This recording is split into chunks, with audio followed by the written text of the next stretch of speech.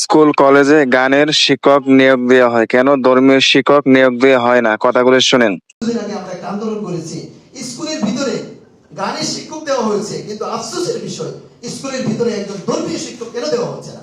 প্রত্যেকদিন যদি স্কুলের ভিতরে একজন ধর্মীয় শিক্ষক থাকে, ধর্মীয় শিক্ষক যদি কোরআন ও হাদিসের আলোচনা করে, যিনি মাদ্রাসা কওমি মাদ্রাসা হইতে হবে, কওমি মাদ্রাসা।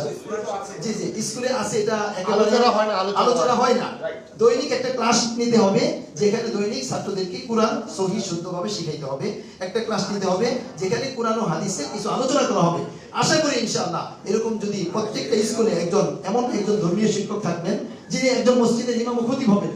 যদি এরকম একজন শিক্ষক থাকেন, তাহলে দেখা যাবে প্রত্যেকটা ক্লাসে যখন কোরআন হাদিসের আলোচনা হবে, এই বাচ্চাগুলো আখিরাত মুখী হবে। ঠিক তেমনি ভাবে প্রত্যেকটা বাসায় যদি আমরা যারা অভিভাবক আছি প্রত্যেকটা বাসায় যদি আমরা কোরআন হাদিসের প্রত্যেকদিন অল্প অল্প আলোচনা করি, তাহলে অবশ্যই দেখবেন আমাদের বাচ্চাগুলা মাদকের দিকে যাবে না, এর থেকে বিরত থাকবে।